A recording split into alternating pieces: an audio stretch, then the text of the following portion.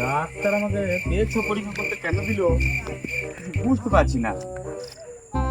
শালা এত হলু ওই জন্যই আমাকে পেচ্ছাপ পরীক্ষা করতে দিয়েছে, কেসটা বুঝতে পেরেছি।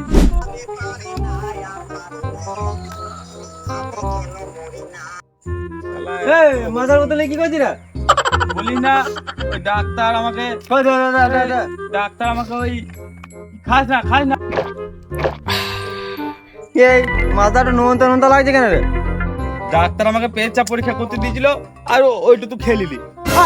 তুই জানি না একটু পেচ্ছাপ করলাম আমাকে দায় দিয়ে, তুই আগে জিজ্ঞেস করেছিস আমাকে।